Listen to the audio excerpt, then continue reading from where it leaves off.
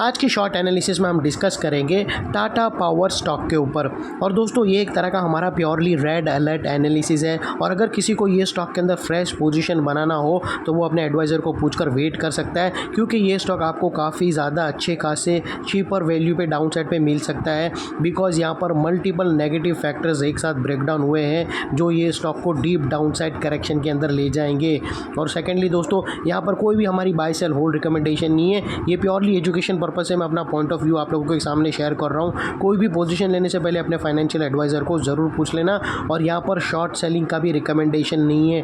No doubt stock के अंदर multiple negative factors breakdown हुए हैं विथ हाई वॉल्यूम के साथ, उसके बावजूद भी हम यहाँ पर शॉर्ट सेलिंग नहीं करेंगे, क्योंकि निफ्टी इंडेक्स अभी भी totally sell on rise territory के अंदर एंटर नहीं हुआ है। Unless and until Nifty sell on rise नहीं हो जाता है तब तक हम यहाँ पर शॉर्ट सेलिंग नहीं करेंगे। यहाँ पर दोस्तों तुम्हारा व्यू दो तरह का होना चाहिए, बाई साइड पे भी नहीं होना चाहिए और शॉर्ट सेलिंग पर भी नहीं रहना चाहिए। और दोस्तों अगर कोई शॉर्ट सेलिंग भी करता है तो अपने एडवाइज़र को पूछकर कर सकता है, लेकिन proper risk to reward ratio के साथ। और फ्रेंड्स यहाँ पर अगर आप देखो तो फ्रेंड्स आप लोगों को बता दूं कि ये स्टॉक के अंदर एक अपवर्ड स्लोपिंग पैरेलल चल रही थी जो एक बहुत बड़ा स्ट्रॉन्ग सपोर्ट का काम कर रही थी। और जब तक स्टॉक ये अपवर्ड स्लोपिंग पैरेलल चैनल में था, स्टॉक के अंदर कंटिन्यू हायर हाइज लग रहे थे और यहाँ पर बैक टू बैक लोगों की नोट बन रही थी। दोस्तों अगर आप देखो तो फर्स्ट हायर हाइज यहाँ पर रजिस्टर्ड हुआ, सेकेंड हायर हाइज यहाँ रजिस्टर्ड हुआ और थर्ड हायर हाइज यहाँ रजिस्टर्ड हुआ। और जैसे ही दोस्तों ये upper sloping parallel channel down side में ब्रेक डाउन हुई तो यहाँ पर दोस्तों आप लोगों ने विटनेस किया होगा, फर्स्ट टाइम इसने लोअर लोस कन्फ्रंट किया, थ्रेट किया क्लोजिंग बेसिस पे, जो हमें कंफर्म करता है कि स्टॉक ऑफिशियली करेक्शन के अंदर एंटर हो चुका है।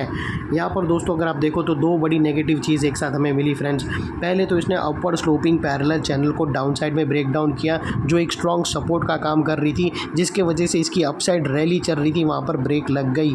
और सेकेंडली नेगेटिव चीज़ दोस्तों अगर आप देखो तो इसके अंदर जो back to back higher highs hit हो रहे थे वो फर्स्ट टाइम लोअर लोज में शिफ्ट हो गए क्लोजिंग बेसिस पे, जो हमें कंफर्म करता है कि ये स्टॉक ऑफिशियली करेक्शन के अंदर एंटर हो चुका है। अनलेस एंड अनटिल यहाँ पर कोई नया हायर हाइज ना मिले या फिर पुराने हायर हाइज के ऊपर क्लोजिंग ना मिले, तब तक हम यही मानकर चलेंगे कि ये स्टॉक करेक्शन के अंदर एंटर हो चुका है। और बाई साइड पे तो बिल्कुल भी खड़े नहीं रहना है।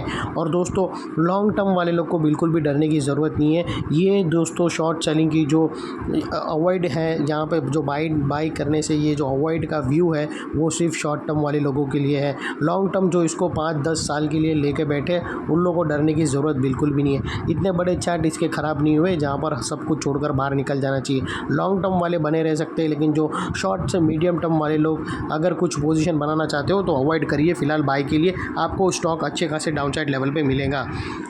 और दोस्तों यहाँ पर बात कर लेते हैं अभी एक चार्ट पैटर्न की। तो फ्रेंड्स अगर मैं आप लोगों को बताऊँ तो यहाँ पर कुछ चार्ट दोस्तों ऐसे बनते हैं जो मैं आप लोगों को शेयर करना चाहता हूँ। और दोस्तों यहाँ पर अगर आप देखो तो हमें एक head and shoulder pattern breakdown होते हुए मिली है। और दोस्तों वो कुछ इस तरह से है फ्रेंड्स। दोस्तों ज़रूरी नहीं है कि हर हेड एंड शोल्डर पैटर्न एकदम टेक्स्ट बुक लिटरेचर के जैसा मिले। दोस्तों अगर आप देखो तो ये हेड एंड शोल्डर थोड़ा तुम्हें अपवर्ड स्लोपिंग जैसा मिलेगा, और दोस्तों यही उसका एक तरीका होता है देखने का। फ्रेंड्स अगर आप देखो तो इसकी जो नेकलाइन है ये हेड एंड शोल्डर का वो कुछ इस तरह की है।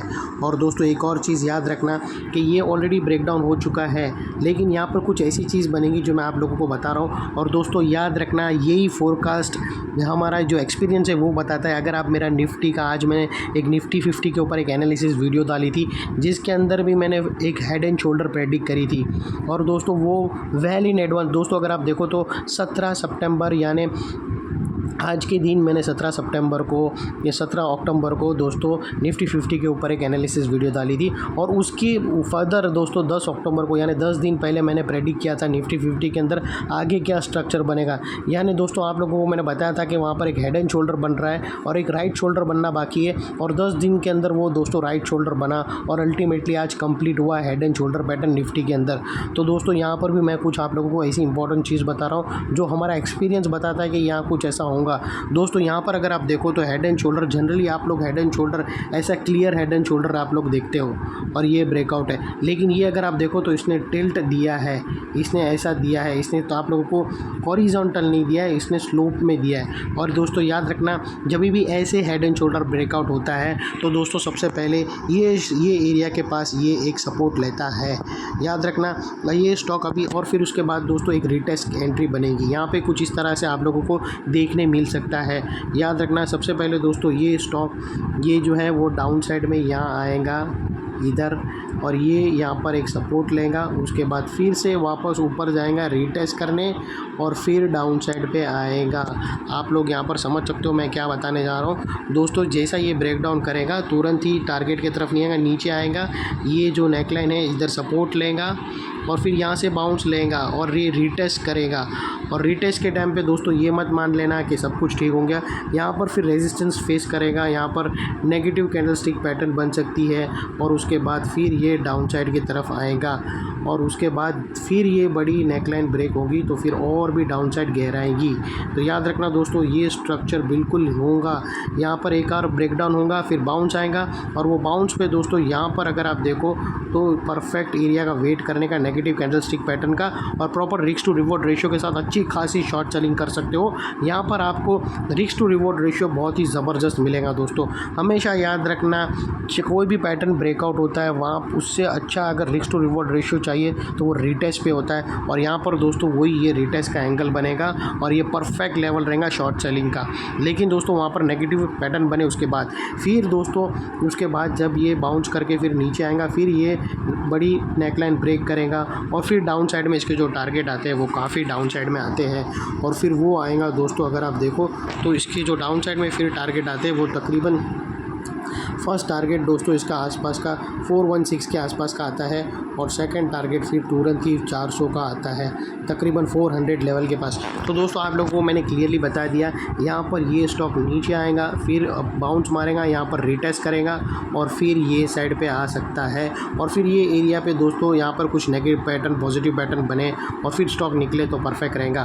तो आप लोगों को सिर्फ यही बताना है कि दोस्तों ये पॉसिबिलिटी क्लियरली हमें विटनेस हो रही है और ऐसे जब भी स्लोपिंग जैसे पैटर्न बनते हैं तो उसमें ये चीज़ ज़रूर होती है दोस्तों, याद रखना। और ये एरिया दोस्तों हमें तुम्हारे वॉच लिस्ट में रहना चाहिए। ये एरिया जब ये नेकलाइन को रिटेस्ट करने आएगा तब परफेक्ट वहाँ पर नेगेटिव कैंडलस्टिक पैटर्न का वेट करने का नेकलाइन के पास, और फिर दोस्तों जैसे ही negative candlestick pattern down side में ब्रेक डाउन होता वहाँ पर रगड़ के हाई पोजीशन लेकर शॉट मारने का और उसके ऊपर क्लोजिंग बेसिस पे तुम्हारा स्टॉप लॉस रहना चाहिए और डाउन साइड में तुमको 1:3 1:4 तक का रिस्क टू रिवॉर्ड रेशियो मिलता है।